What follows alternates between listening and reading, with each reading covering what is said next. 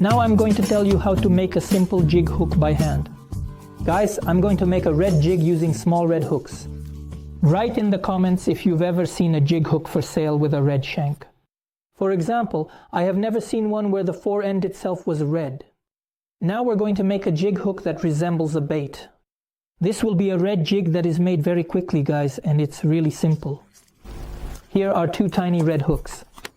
We will also need black and red thread, just regular thread, that we use for sewing, guys. Nail polish is a gel polish that dries only with the help of ultraviolet light. And of course a small ultraviolet flashlight to dry our jig hook. First we take the red thread and unwind a small piece, and now we start to wind it very smoothly and evenly. We wind our thread layer by layer so that everything is done very, very carefully. This is how it turned out, guys. You see, I'm holding the spot where the hook's eye is.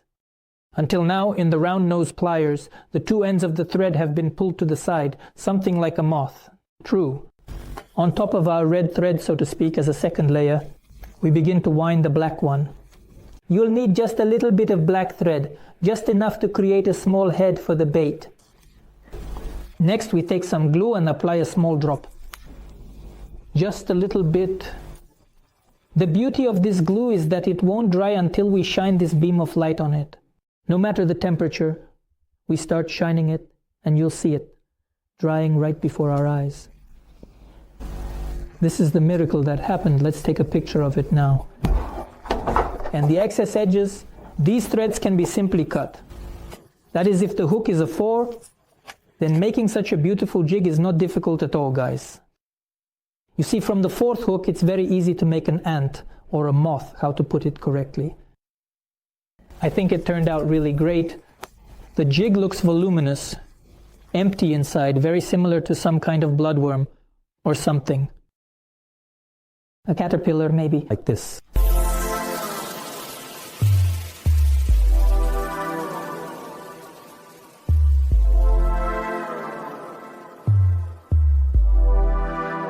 The next homemade product that I want to focus my attention on is, guys, a crossbow. I once told you how to make it, and I want to repeat that. Because last winter I was fishing on this very nod, which I made many fishing trips. Bream was excellent roach. In general, great, guys. The point of the nod is that it compensates for the weight of the jig.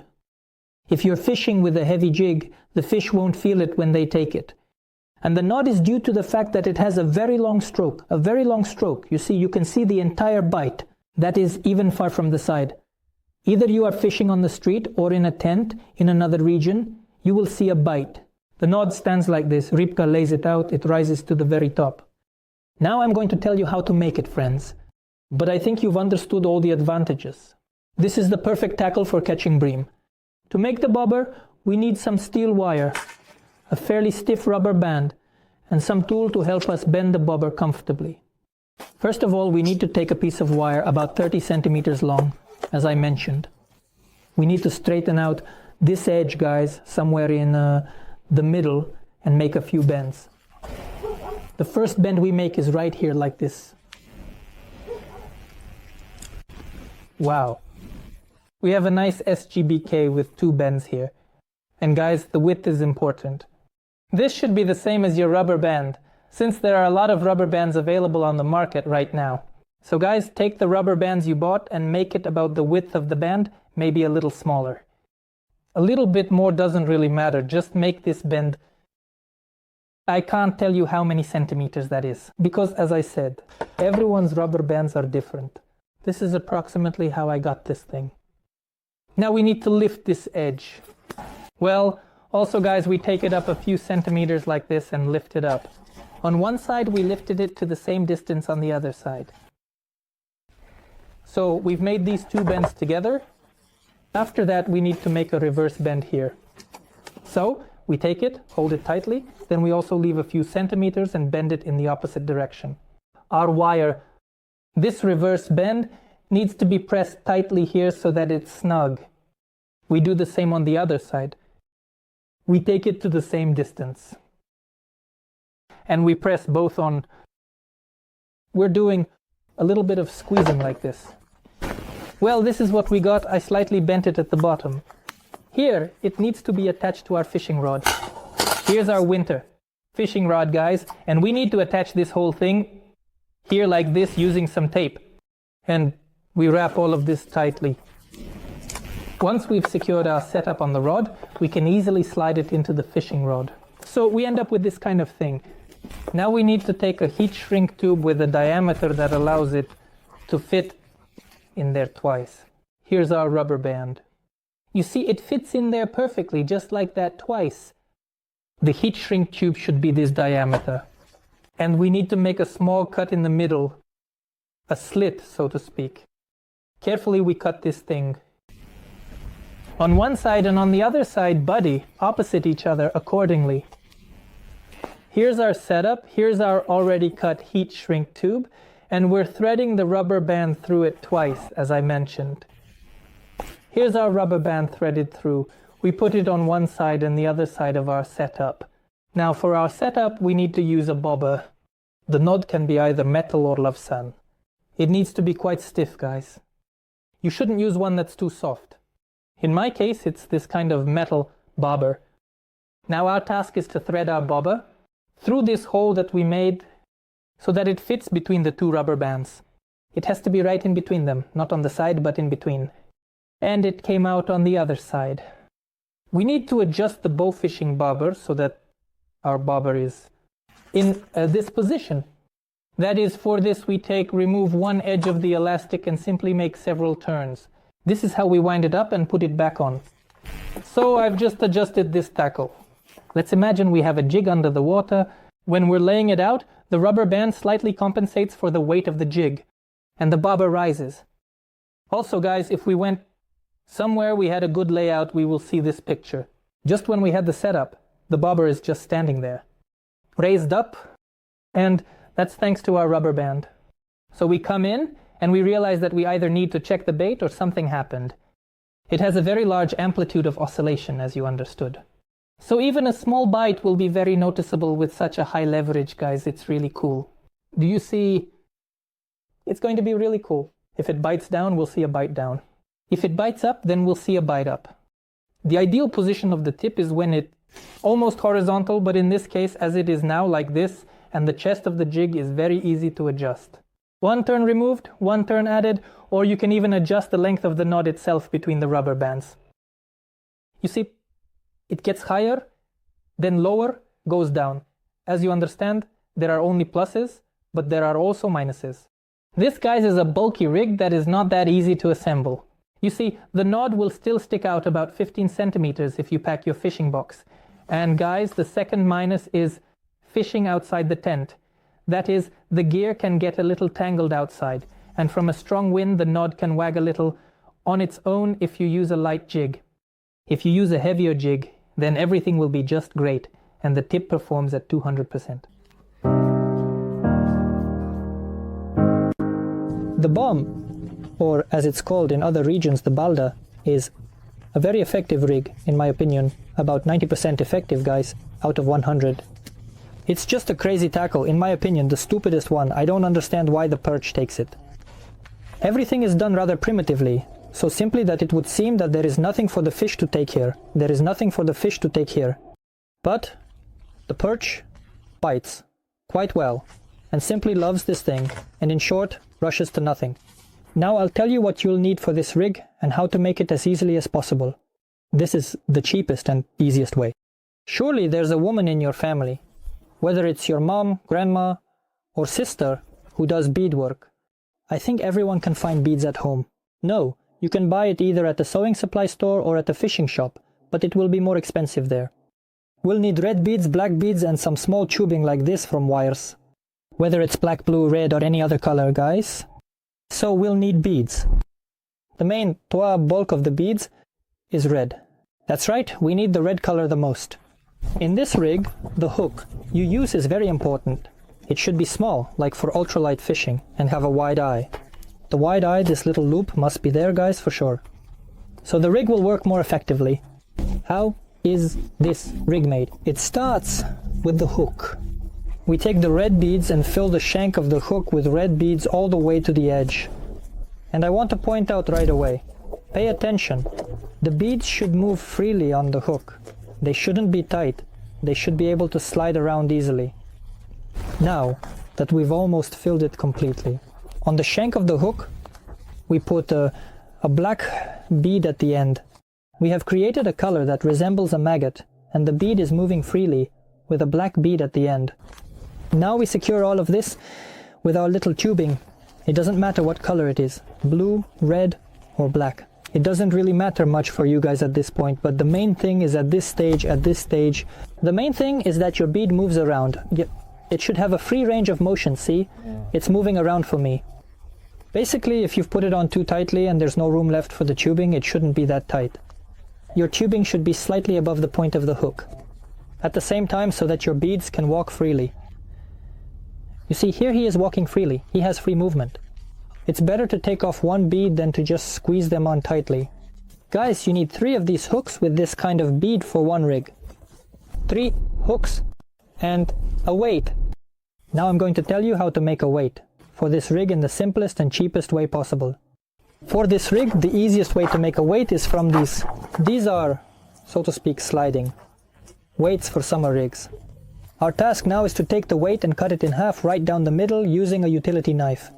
Lead is a pretty soft metal, and a utility knife can handle it easily. It handles it, guys. Yes, it does require some effort, but it's very simple. Now, to make everything look aesthetically pleasing, nice, and to ensure our line doesn't get snagged, we use a file to smooth out all the sharp edges. Once we've adjusted our weight, the next step is to use an awl or another tool to make a hole here. For assembling this rig, I recommend using a line that's about, well, friends, a diameter of, here's a through hole right here. For assembling this rig, I recommend using a line with a diameter of 0.20 to 0.25. It's best if you can use fluorocarbon. It's best if you have the option and can use fluorocarbon. How do we assemble this rig? We take the first hook, making sure the point is facing to the left, and we thread the line through it. We take our weight and thread the line through it. And we thread the second hook with the point facing to the right. Wow! So, we end up with something like this. Here's what it looks like, friends. In short, so this is what we end up with. You see it moves and spins. Now we need to tie a knot here from the edge, leaving about 1 centimeter or so. Here, we tie a little knot. So we have a knot here at a distance of about 3 to 5 centimeters. We cut off this short end. Now we take the third hook, and to it, friends, we tie the same fishing line, the same diameter as on the main tackle. Guys, now comes the important part. We need to tie the third hook, this one, with a leash, so that the length of this leash is 5-10 centimeters, no more than 10 centimeters. At the same time, so that when we lowered it, but it didn't catch on. You see this knot? That is, at this height it needs to be attached. But that's it. The super catchy bomb tackle is ready. I don't know, guys, why it's called bomb. Most likely when it hits the bottom, it stirs up the silt, which attracts perch, surprisingly to all the fishermen. This top hook is the most effective one.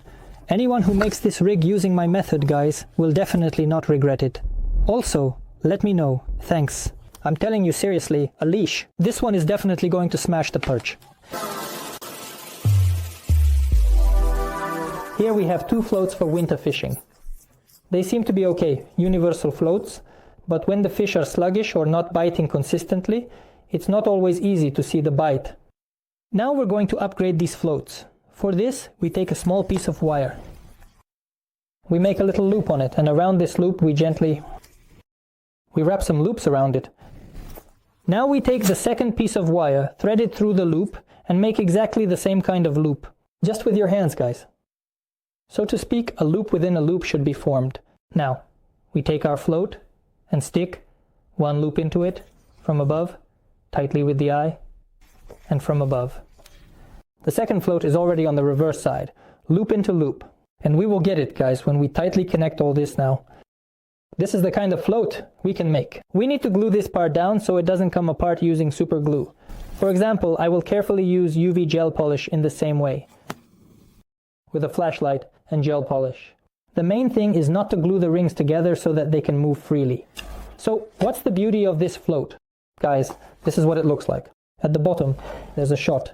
Below that will be the hook, and the float itself is a double one. We're now submerging it in our jar. And it's in the hole, just like this in our setup. So, this is our little hole we've got here. And it should be about a few centimeters, as we can see. 5. They don't reach the surface of the water. Are you going to observe all of this from above? Like this? This is how you see your float. In the hole, when you have a bite is happening. Since a bite is happening, when a bite happens, the float either sways from side to side. This is how it will look in reality. See, there it is, a little wobble. And with this double float, it's easier to see even the slightest bite. It's very sensitive. When the fish is pulling, you won't just see a rise, there will be a rise, and the top float will go down. So, you definitely won't miss such a bite underwater. There it is, it wobbles, and when it pulls, you see, it just drops down immediately. The next, simplest yet really cool and effective DIY project is a bobber for ice fishing. Guys, we know that there are a lot of nods, different ones, different qualities, different thicknesses, but the simplest bobber you can make at home is from a car tie-down strap. There will be a lot of other bobbers that I will make, but the simplest and the most, as of today, a good bobber is made from a car tie-down strap. It's pretty easy to make it, literally, I don't know, in just a few seconds. For those who don't know, this is what the tie-down straps look like. They come in a package like this, and there are a ton of them in there. Tie-down straps come in different colors and sizes, guys. They're always useful at home. They will come in handy for household tasks. So, in my case, I have black straps and a white strap. I think that such a white strap will blend in with the snow. And for the bobber, but it won't work very well. You'll also have to paint it with varnish so that it contrasts a bit. And the black strap will be just what we need. It's just a little thinner for me, and now we're going to make a bobber from this strap. Here I have an ice fishing rod and a regular tie-down strap. I guys love long bobbers. They can be adjusted. And with a long bobber, even the slightest nibble, like from a light jig, bends it. When you pull it, it will be much more visible. We just take this edge of the strap and cut it off. We managed to make a bobber in just a few seconds, guys. Here he is, our beauty. Now we just take the ice fishing rod and you push our little bobber into this rubber band here. Well, that's it. Almost everything is ready. We just need to make a small hole right here at the edge of the tip. To thread a fishing line through it, you can do this using the same awl, needle, or some other hot object. Again, if you want, you can paint it green or red nail polish so that the tip is really visible.